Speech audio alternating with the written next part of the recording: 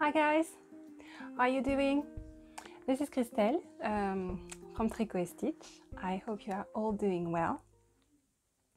This is episode 10 of my podcast dedicated to knitting, to design and to yarn dyeing. So thank you for joining me for a new episode. If you are a returning viewer, thank you so much for being with me once again. And if you are new to the podcast, thank you very much for checking me out. I hope you will like this episode and that you will spend a little moment with me and be inspired. So today on the podcast, we are going to talk about two new things that I've not talked about before. So you will be able to see in the show notes the program of the episode with the time codes you can click on to go directly to the part you want to watch or rewatch. But today we're going to do a small, chit chat about life in those very special times. Then we will talk about projects, but very quickly because for some projects I didn't make any progress, and for some very little progress. I will talk a bit about Brioche Queen as well. Then I want to show you those babies. Those are my bases that I carry in my Etsy shop all year round. So I wanted to introduce them to you so that you can make an informed choice when you ask me for custom orders. And I think that this part of this episode is going to be featured on my website in the section that is still in progress about the bases. So there will be all the details on the bases. I'm working on that right now. It's not finished yet, but it should be very soon. So you will have all the bases, all the details, and the little video we are going to make today showing you the bases and explaining you all the differences and the properties of the yarn. And I will also very quickly mention that those are the bases that I usually carry, but I can, for some specific projects or specific demands, I can order other bases. And then I will show you the new yarn in the shop. And we will have a new section today dedicated to markers, because I have a section in my Etsy shop for progress markers, and I have new things and I wanted to show them to you.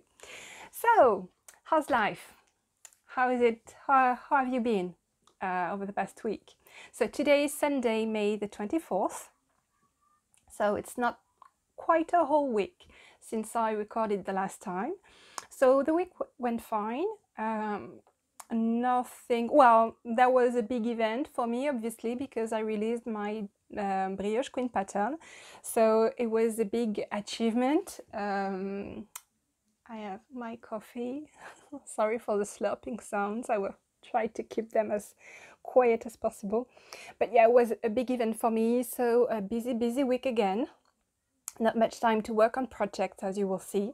Nevertheless, a great week. I was so happy to see Brioche Queen being released, and you know how it's been. I've been working on that for like the past 3 months. I have my little pile of Brioche Queen just here. The fifth is not there because I have not weaved the ends in yet. I told you, no progress.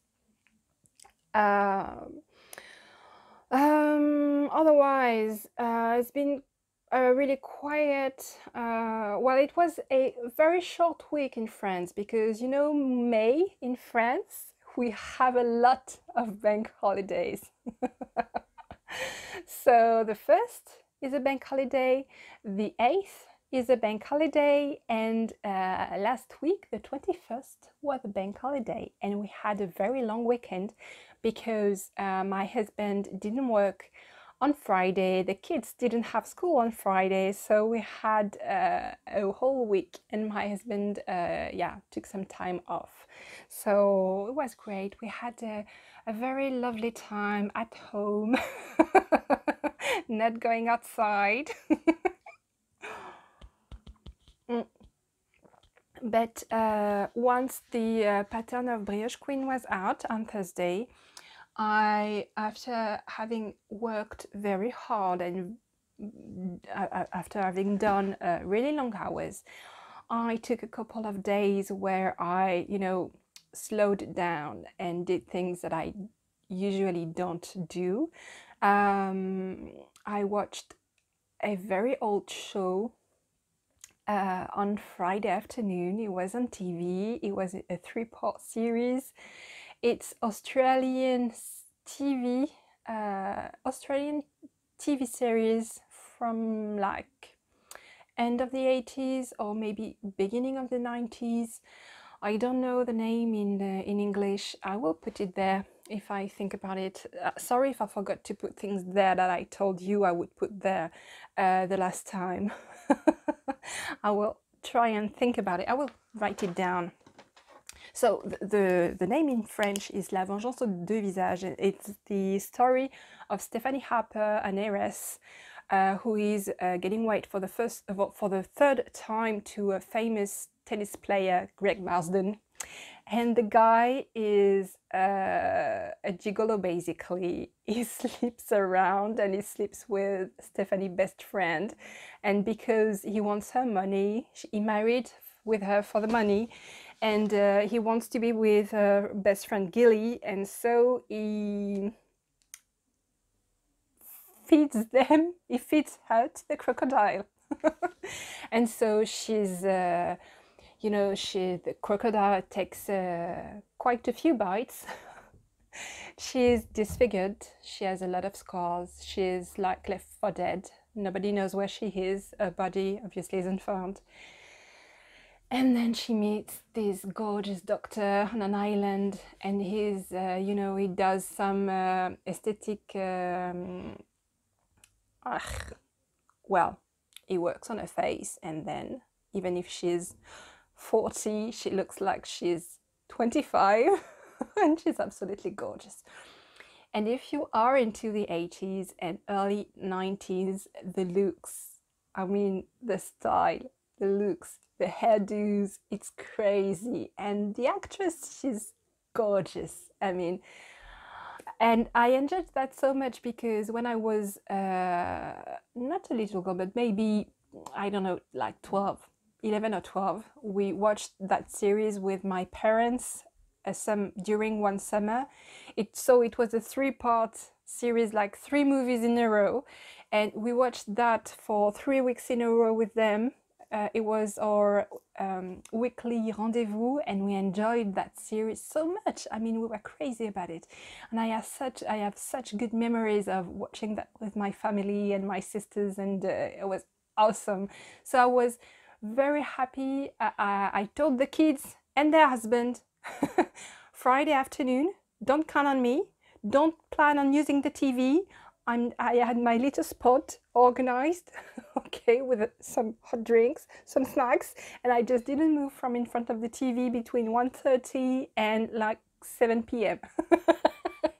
And it was fantastic. It was great. And I was like shooting at her, but what are you doing that? And there was some moments I was crazy because when watching it as an adult, there were some, discrepancies that I didn't, paid attention about when I was younger. So that part about her age, like because when she's an heiress, she's like not very pretty and a fat. And when she comes back, nobody recognizes her because she's gone through surgery, plastic surgery. That's the words I was looking for a few minutes ago. So nobody recognizes her, even her own children. And yeah, magically she looks 25. and she's really gorgeous. But yeah, some discrepancies, but that was the one that stuck. Okay, so yeah, I slowed down. I enjoyed that moment very well, very much. Now, usually the start of the week is very busy for me because I do my I die on the weekend. I do the shop update early in the week. So on Mondays, I have to, you know, work on the podcast and everything. But yeah, ends of week are more relaxed. Like Thursday, Friday, I've done all that needed to be done. I can focus on other projects, and yeah, it's quieter. So it was a great moment. Another thing I wanted to talk to you about, because maybe a lot of you are going through the same thing. I've put on weight during the quarantine. I mean, during the lockdown. Not being able, you know, it was, for me, it was really a balance. I am not the tiny type of girl. I mean, I have curves and everything, and I'm perfectly fine about it. I think I have energy enough to move and to do sports, but I'm not a sports girl. I'm not. But I am happy to do some bike riding with the kids and go for walks, and we didn't do any of that. Even, you know, walking to get the kids in the evening contributed to my balance, and I was, you know, stable. But with the lockdown and you know, kind of craving for comfort foods, and because we have to deal with a lot of stress, I mean, linked to the epidemic, but also to my family situation with my parents being ill and things. Yeah, I did put on some weight, and I'm a bit concerned about it because my indicator, my prime indicator is the clothing, and yeah, and I know that usually when I do put on some weight, I have a very hard time to lose it, and I'm against any type of weight losing program. So I don't think that works because I don't want to be, you know, losing 3 pounds to gain 5 pounds and go in that type of cycle. And yeah, it's really not my thing. I'm really more trying to find a balance. And so yeah, why am I talking about that? Because I mean, I mustn't be the only one. And I was, you know, a bit going to, I was leaning toward self-loathing, like you're weak and you don't have any will, and you know, that sort of toxic thoughts. But that didn't last long, and I was like, no, okay, I'm not going that way. It's difficult enough as it is to not have something else to worry about and to be, you know, loathing yourself about. We are doing the best we can all. I think, personally, I think I am managing pretty well given the circumstances, and I will not pull myself down because I gain like 2 or 4 pounds, or I don't know how many, because I don't want to go on the weight machine. Well, but yeah, that's what I wanted to share, because it's easy to, you know, go down the way of self-loathing and think very toxic thoughts about one's self and one's body, and I am determined not to go that way. And if you are having that kind of thoughts, yeah, I think everything will be going back to normal once we are able to, you know, do or have our normal dose of daily activity. And yeah, So that's why also I'm pretty motivated to be keeping up the habit of going outside with the kids and my husband maybe once a day. So we didn't do that last week. We didn't keep up with that as well. But I think we will resume starting Monday to do that again, because it's really a good way to get moving again and to get back to the balanced state of things. Yeah, so that was my 2 cents on the subject. So knitting projects. Okay, so not much project. I didn't even bring my whatever sweater, because I think I put in 1 round in that, so I didn't even change colors. So no, even if you want to have a look at it, no interest in showing it to you now. I took my Jimmy because that's the project I worked on the most. But you know, I was so tired that I didn't even want to knit really. I didn't want to do anything while I was watching Stephanie Harper and Greg Marsden. I was like just watching them. Well, I did a bit of knitting because I finished the lace. Okay, so that's 4 different neutral colors for you. So that's Été Indien, Sweetie, Champagne Rosé, and another batch of Champagne Rosé, but which is just a tiny bit more pink. So I'm quite happy with the result. I've been thinking long and hard about what I was going to do with the knitted on edging, and I've lost my stitches. Bummer. Okay, I think I will have to forget and re-knit this part, but okay. So yeah, I've been thinking about what I was going to do with that part. I think I will go just put all the stitches on the same needle, that way it won't slip again. Okay, so I started that's a tiny beginning.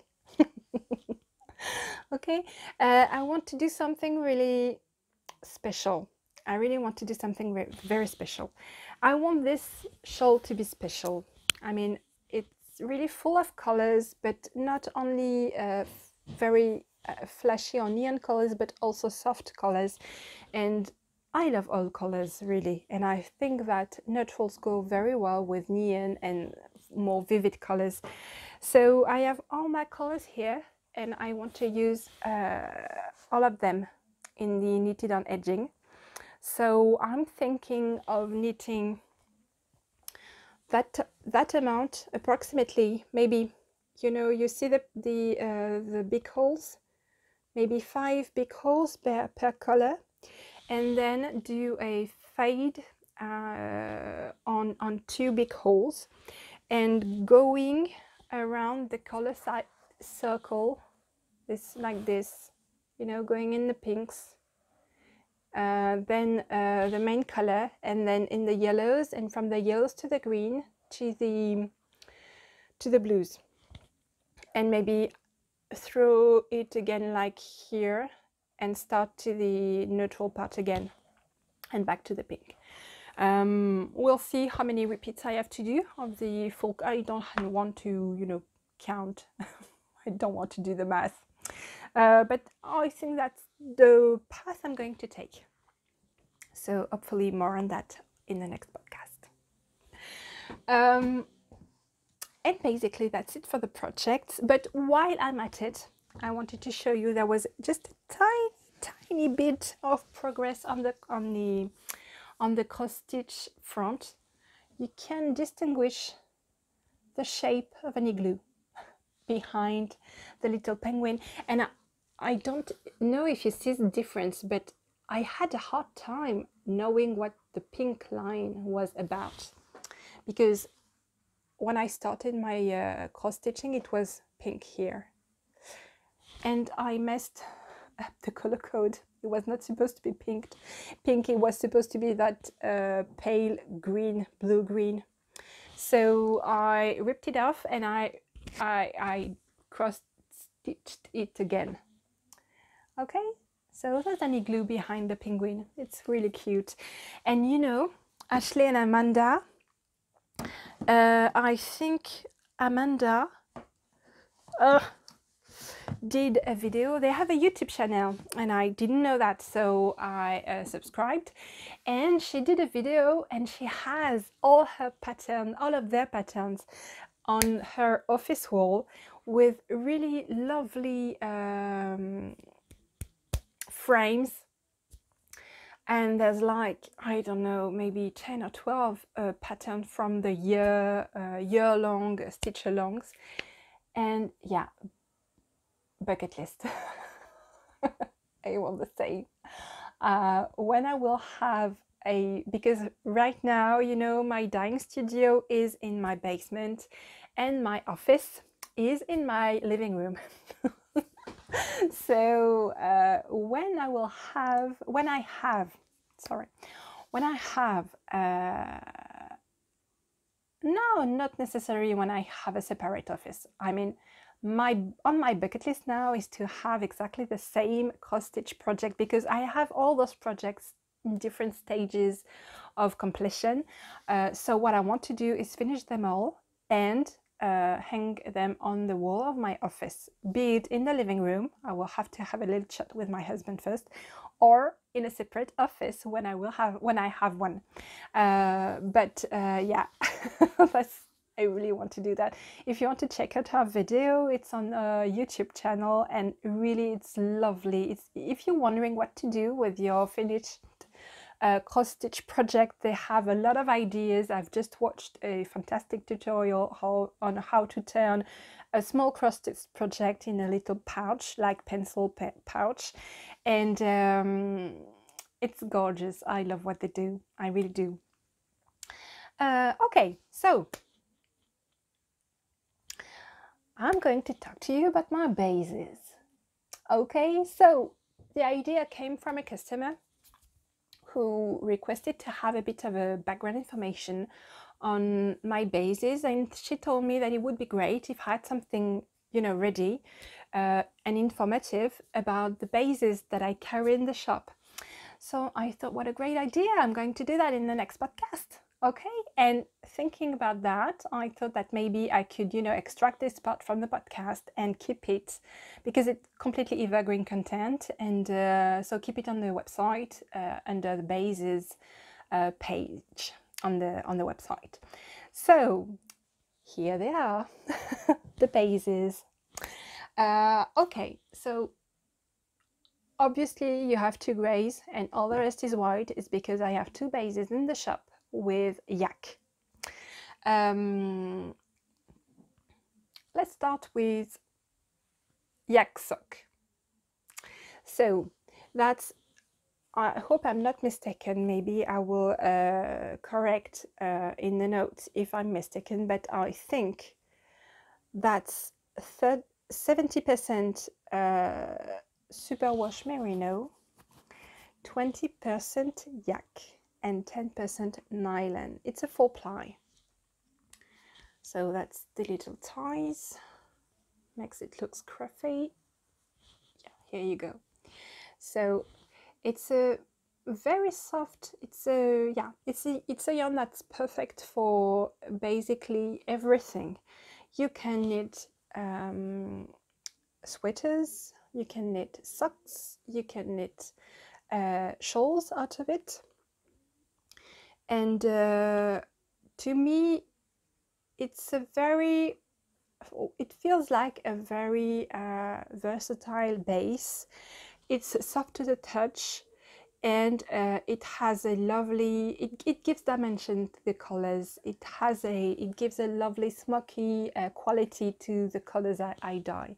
So the Yak Sock, if you want to try it, the price per skein is 23 euros, and it's really a very nice base. I really like it. I like to dye it neon because it's really special when it's dyed in neon colors, because you can see it's neon, but because it's gray also, it has a fantastic look, like smoky neon. You have to see that with your own eyes to comprehend the beauty of the thing, because even in pictures you cannot see it really as it is when you have it in your own hands. I'm like mesmerized when I dye neon on that. I dyed a while ago a dirty rainbow on this, and it was awesome, really gorgeous. So that's the Yak Sock. Then I have something very, oh yeah, I burnt myself during dyeing with the steam coming over pot. Nothing too bad, but just in case you're wondering why I have this big red thing. So that's, to me, that's like liquid yarn. It's gorgeous, it's lush, it's silky, it's I don't want to tell you something. I think it's 65 superwash merino. It's again 65, like 20% yak, and no, 20% silk and 15% yak. So the yak content makes it also gray, and it has the same when you dye it. It's really close to Yak Sock, with the difference of the silk, and it makes a tremendous difference because this skin has a lot of drape and a lot of shine to it, and all the colors. I mean, it's the easiest base I have to dye. You can put virtually anything on that and it will look gorgeous. So it's really something that you want to use. It's a single ply, and that's really something you want to use for very special projects, like heirloom shawls, or a very precious sweater. Typically that's a yarn I like to dye in threes, and to offer as Notre Dame kits, because it's perfect to knit a gorgeous Notre Dame. And something I forgot to mention is that it comes in big 120 gram skeins, and that's 480 grams. And Yak Sock is 40 meters for 100 grams. Okay, and what I like about all my fingering weight yarn in the shop is that they all have the same yardage, well, metrage per gram. So all fingering weight yarns are 400 meters for 100 grams. So that's really good if you want to be, you know, mixing bases to work on some project. If you want to, you know, pick by color, and you like the color on single and you like that color on sock, you can, you know, you can just mix them. It's all the same weight and metrage, so you won't have any gauge issues. So that's something I like very much. Even those two, the same gauge. So that's for the yak content. Now on my other bases, I think you can, you know, maybe recognize that one here. We'll talk about that one a bit later. So I have some, I carry some mohair silk. So that's 70% ultra fine kid mohair and 30% silk. It's very soft to the touch. It's a bit airy. It's a lace weight. So it's 420 meters for 50 grams. And yes, I forgot to mention that the Yak Merino's Silken Yak base is 28 euros. And that base, mohair silk, is 26 euros. It's very precious. It gives a very lofty and airy finish to any project. It's a very gorgeous yarn, and I love to mix it with another thread to, you know, give a bit of a halo to any project.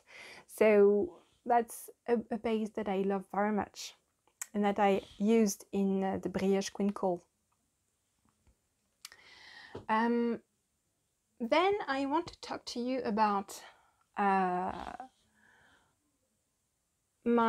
what I like to think about my basic yarn, but not because it is basic, but because it's the first one when I started dyeing, the first one that I offered, and I've never considered, you know, changing. I love that yarn since I've been in love with that base since day one, and I think that's to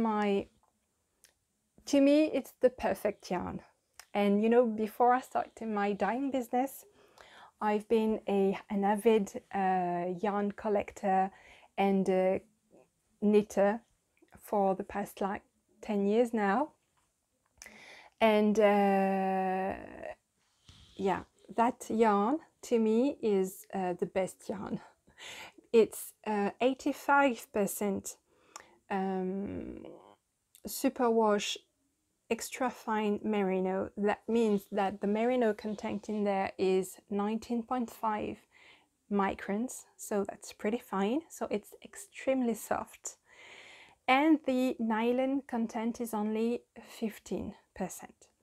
So you can do absolutely anything with that yarn. You can knit sweaters, you can knit socks, you can knit shawls, and it's absolutely perfect for each and every of those projects. It has a very round finish. It's a 4-ply. Again, 400 meters for 100 grams. And what I like about that yarn is that it allows softness. It's precious, it's soft, it has a beautiful luster, beautiful drape.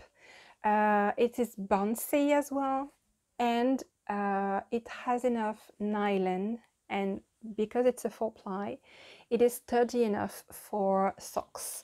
And I don't want you to take my word for it, because I know it's difficult to fathom a yarn with only 15 nylon content and ultrafine merino at that. But I want to show you something. Those are 2 socks knitted out of that base. You know, I've been carrying that base for quite a few years now. So that's a sock that I knitted a few weeks ago, like in February, a few months ago, I should say. And this is a sock that has not been washed nor worn, because I knitted that as a sample for my booth. So really, it has not seen much wear, or not at all, not at all. Okay, so no wear on the heel, no wear on the sole whatsoever. Okay, so that's knitted in my extra thin fingering white yarn, that yarn I've been talking about. Okay, and that's knitted in the same yarn.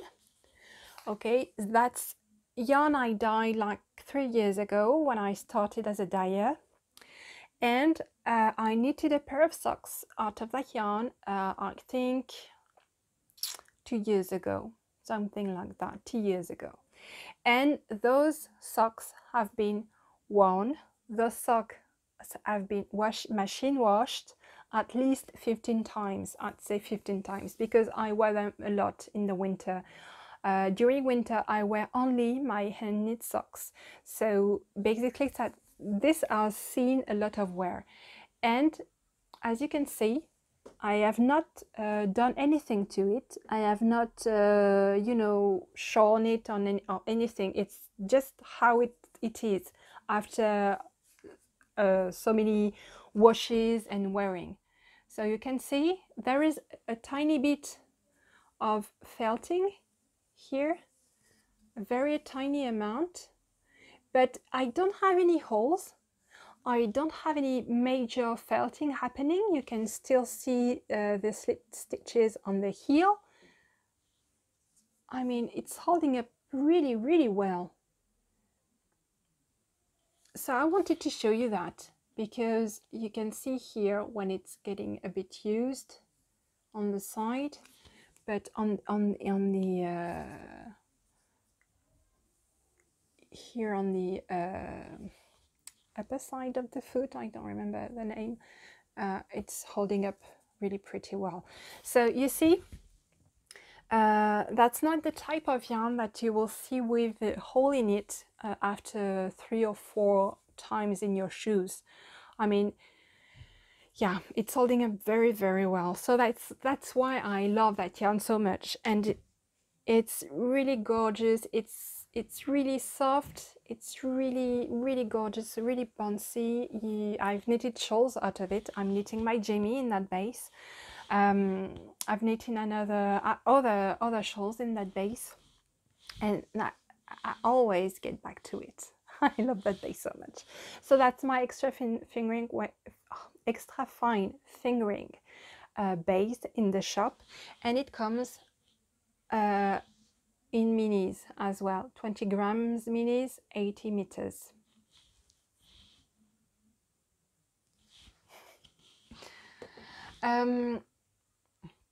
Another base I carry in the shop is the 100% extra fine merino, again 19.5 microns.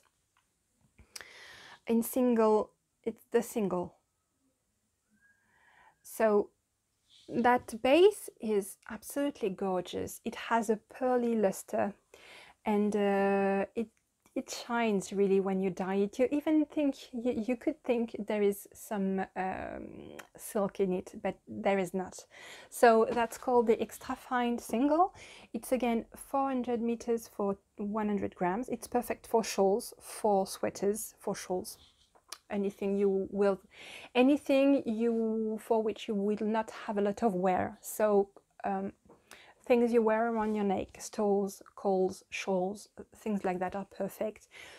Sweaters also you might have a bit of pinning just under the arms where you have a bit of wearing, but otherwise it holds up very well. And what I like about it also is that you cannot see it here because it's not dyed yet, but when you dye that base, it's very lofty. Yeah, and it's incredibly soft. So beautiful, beautiful base as well for a single. Then I have the same composition, so that's 100 extra fine merino, still the 19.5, sorry, micron, but in DK. So that's my only DK, and it's a 4-ply, and it's very, very, it has all the qualities of the extra fine fingering, so it's extra fine DK, but without the nylon. Okay, so it's 100 pure superwash extra fine merino. Very soft, very bouncy. I do not knit a lot in DK, but I'm getting used to it. I've knitted basically hats with that yarn weight. Oh, and it's 22 euros. And extra fine single and extra fine fingering are 22 euros as well. And the minis are 5 euros, and in kits of 5 it's 24 euros. Then I have the sparkles. So I carry 2 sparkling bases in my shop. One with lurex, so that's silver thread spun with the yarn, and golden stellina. So the lurex is more obvious than the stellina, and really they are very different, not only because of the color of the metal thread in that, but the base is really different. The lurex base is more woolen, it has a more woolen touch, whereas the Stellina base has a more silky touch. So, and you see it's the same weight and same metrage for the same weight. So both fingering weights, both 400 meters for 100 grams, but they couldn't be more different. The Stellina is spun very much tighter than the lurex, and it shows even here on the camera, and it shows when you touch them. It's really not the same feeling at all. So it depends on what you're looking for. This has really a more silky finish, and this is really a more woolen finish. The composition is for both the same. It's really, I think, the spinning that's done differently. But for both, the composition is 75 superwash merino, 20% nylon, and 5% either lurex or a golden stellina. But yeah, basically the composition is the same and are really different. They are really different. And the last yarn I wanted to show you is my crush. I crush hard on that one. It's the slub yarn that I used in the Brioche Queen Call. I love that yarn so much. It's 90% superwash merino, and it's 10% nylon, and it's basically a single weight yarn spun with a thread of nylon, and you can see the thread when you look at it very, very close.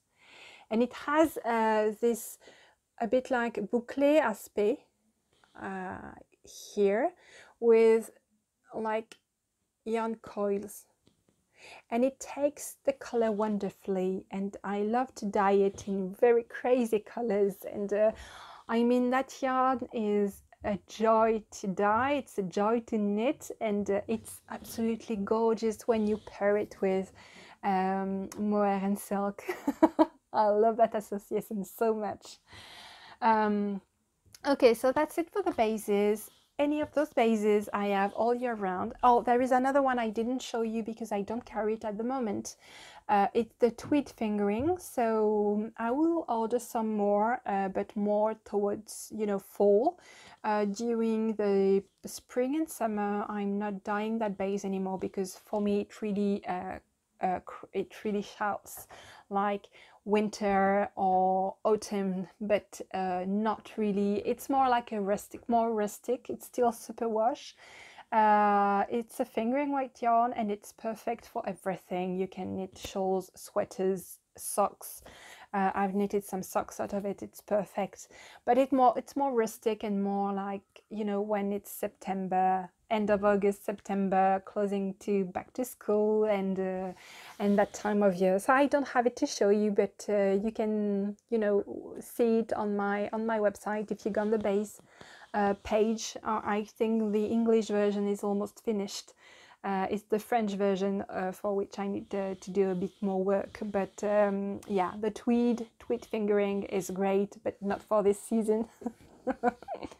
And that's it for the bases. So what I was telling you is that in those bases, you can place any order you want. I always have them in the shop, so I'm always able to dye custom orders on all those bases.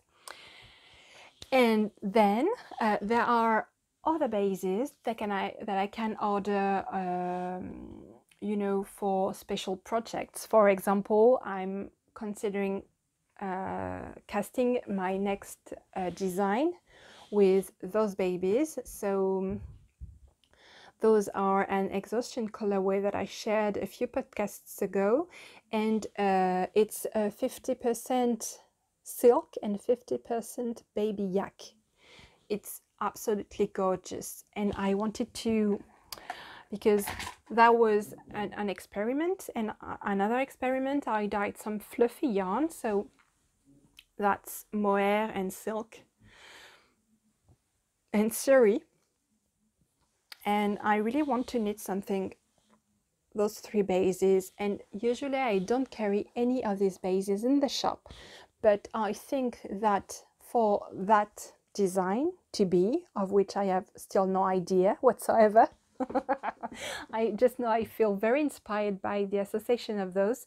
I see in my future and in your future a design with those and kits with those, and for those I will be able to order bigger quantities of, actually I have ordered them already. I have those in my yarn, undyed yarn stock. I have those, and those. So I still have to do a bit of work on that, you know, work on the design and everything, but it's taking shape. And I will be carrying, at least for that project and maybe carrying period, those bases in the shop, especially if you like them as much as I do. I have not made the math regarding the price yet. It's going to be a bit pricey because all those bases are quite, you know, precious.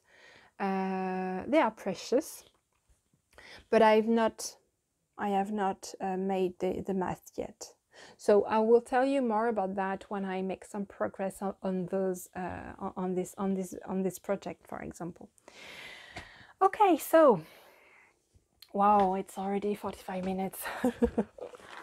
So I want to show you the new yarn in the shop.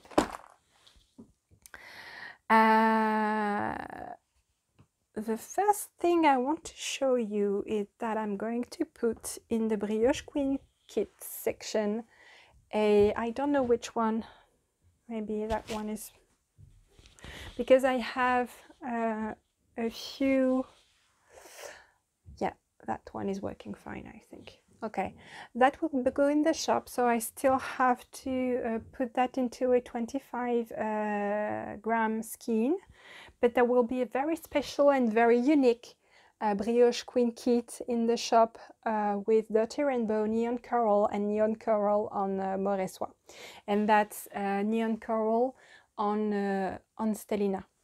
So that's going in the shop in the Brioche Queen kit section. So that's completely unique, and it wasn't planned, but it just happened. Okay. Then I have a very special colorway to share with you. I didn't mean to do that, but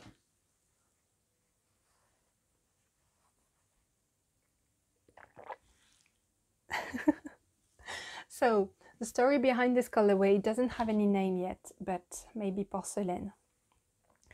I think it's going to be porcelain. So that's a client of mine who is a weaver, and she wanted something very specific. She was very specific on what she wanted, so she sent me on a mission, and you know that I love that. And she wanted something, I think she wanted that. So that's half and half. One half is left undyed, while the other half is dyed with very saturated shades of blues. She wanted indigo, so I don't have indigo and I don't do indigo dyeing, but I have some approaching colors, and you can see it's gorgeous. I think I will dye again some. All the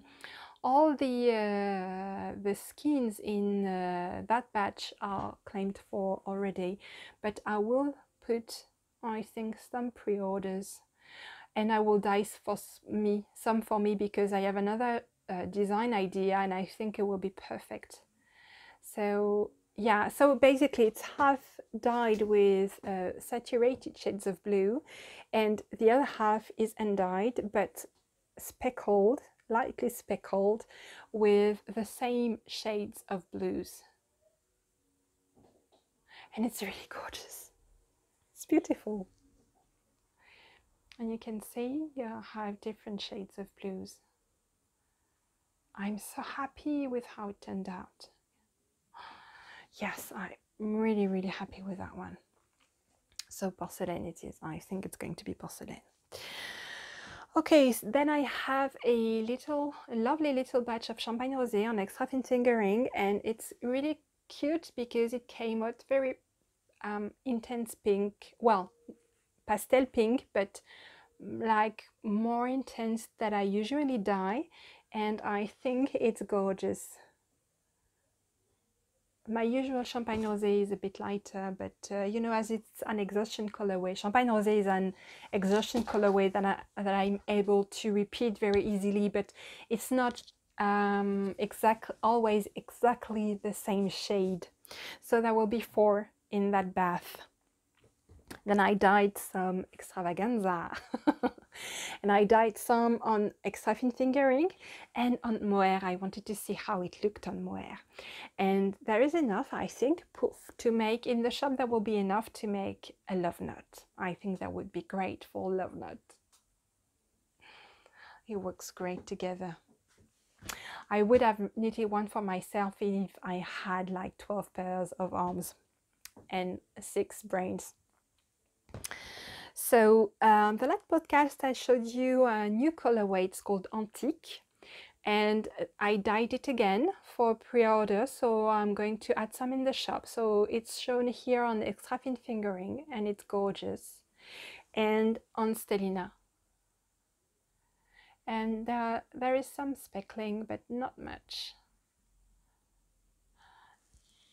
And I thought that you know, you could actually, if you're into if you're into sparkles but not completely, and I think it's quite cute to mix 2 bases for a one color shawl or one color project, but mix both sparkling and not sparkling yarns.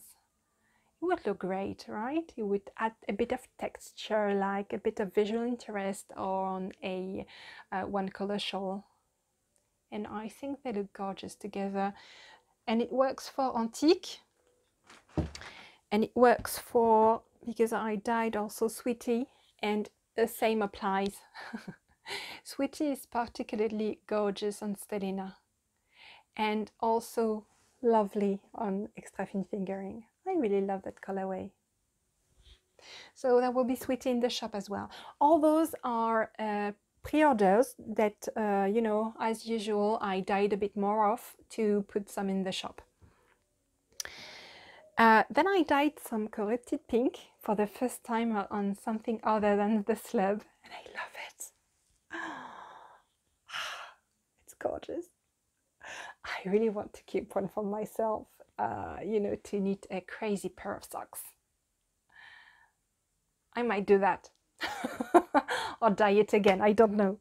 And that was the pre-order for a client. She knew what she wanted. She wanted framboise sous acide with a mini corrupted pink as a sock kit, and I thought that was absolutely gorgeous together. So that will be the same. There will be 3 other kits in the shop like this. This is for her, but there will be 3 others in the shop. If you like corrupted pink and framboise sous acide, they were made for each other. Yeah, it will be in the shop. Oh, it's lovely. I love that. And corrupted pink, it's really gorgeous, gorgeous colorway. Okay, that's it for the regular thingies, but now I have some curiosities to show you.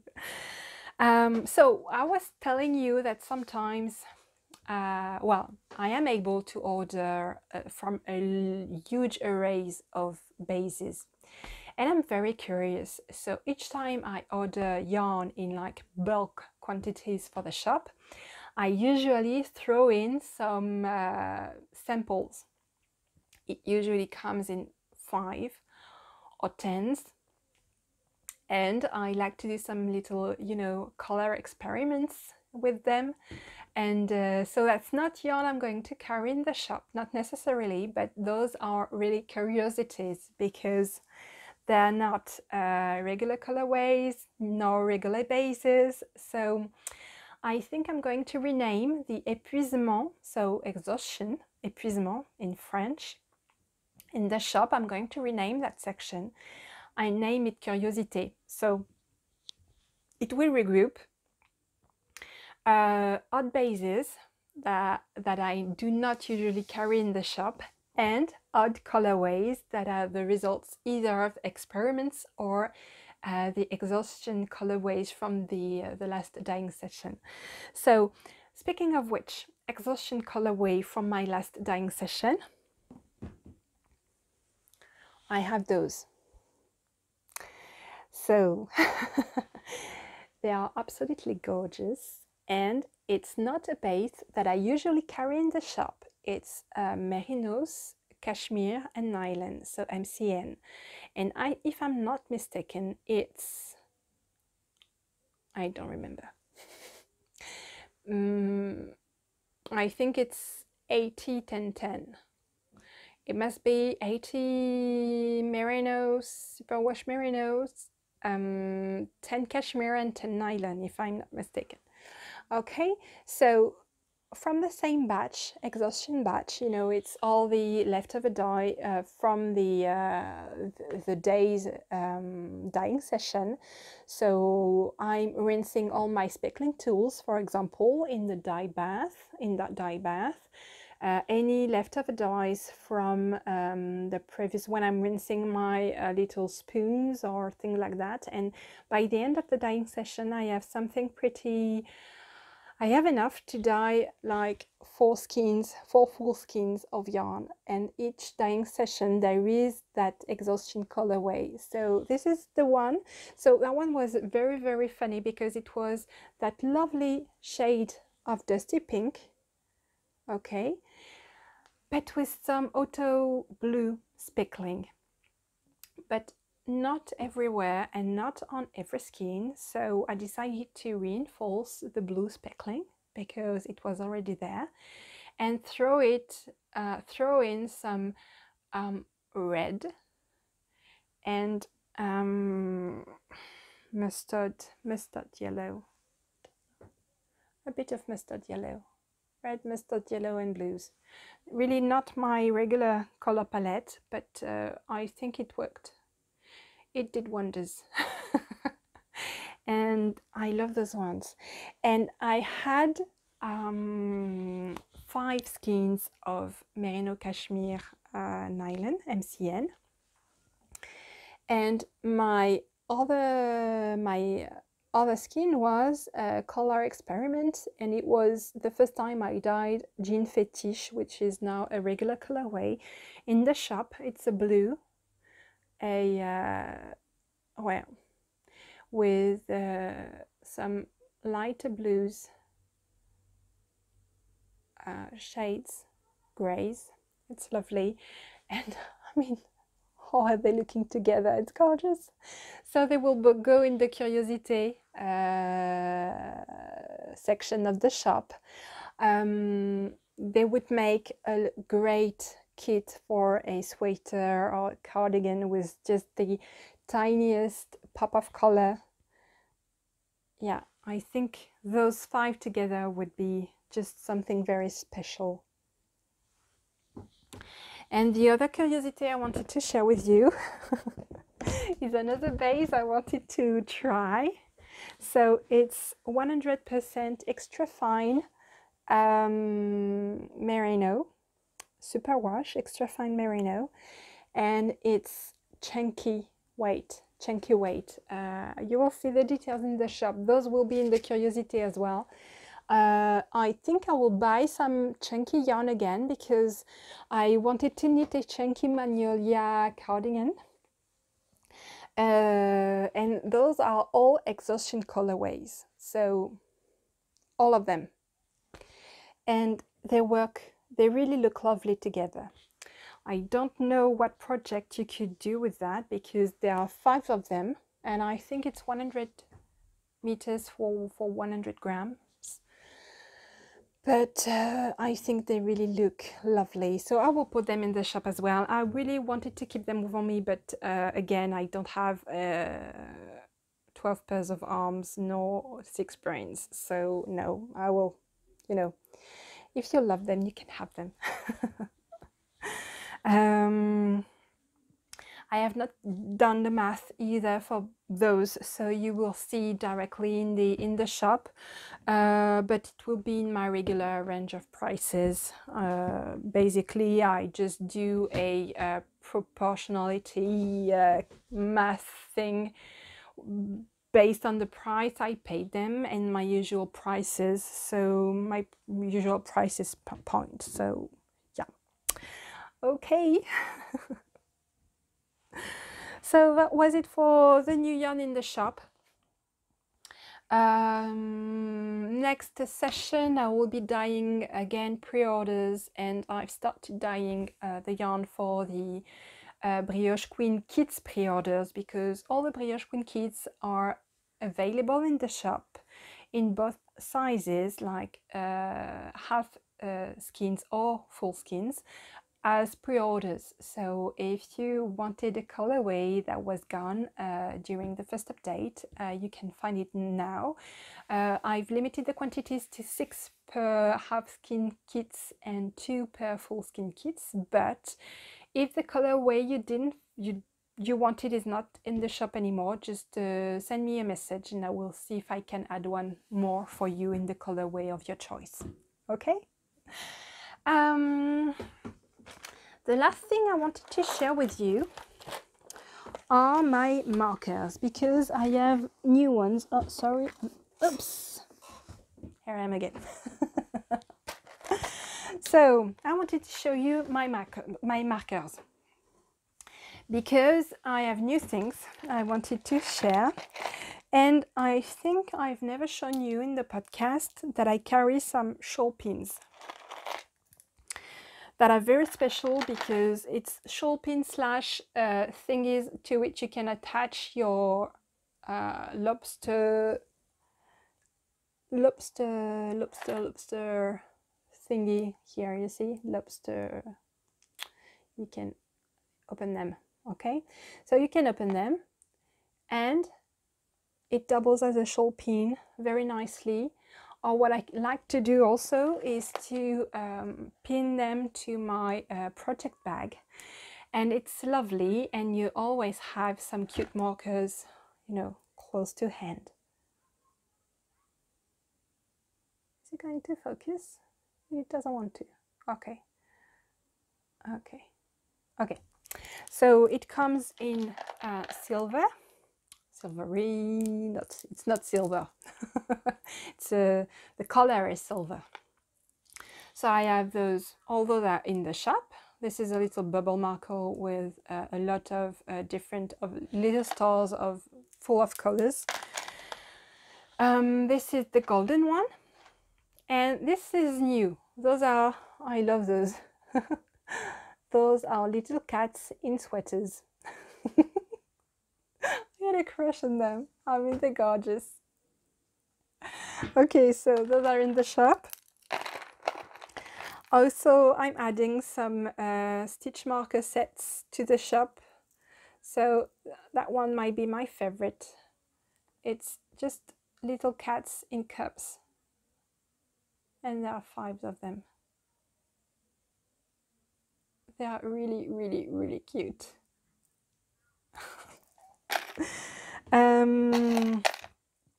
I have also sets like this, so there will be a few in the shop. So it's a diamond with lovely little golden rings with pearls. That one is very cute. It's very summer.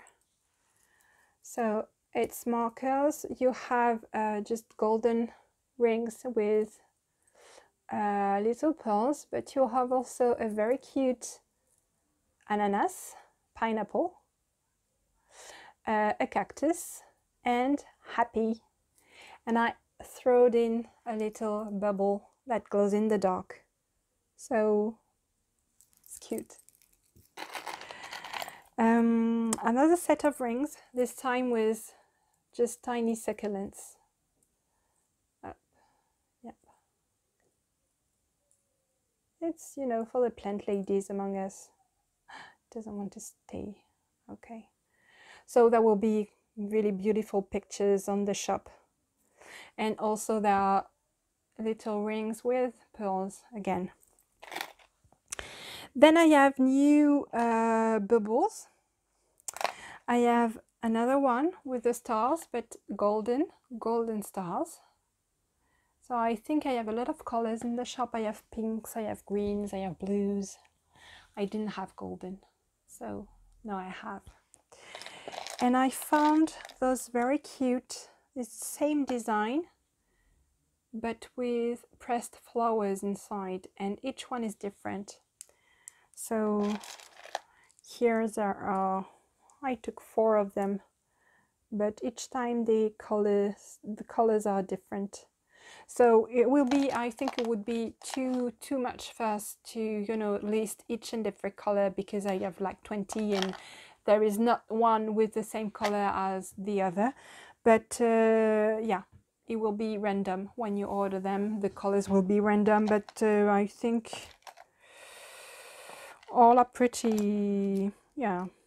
There are, I think, 4 flowers in them and 4 different colors. It's cute, very cute. Okay, that's it for the new markers. So you can find them in the marker section of the shop. And I guess that's it for this week. So I hope you enjoyed this episode with me. I'm very grateful that you stayed with me until the end. And I wish you a lovely week. And I hope to see you again very soon. Okay, so happy crafting and see you soon. Bye bye.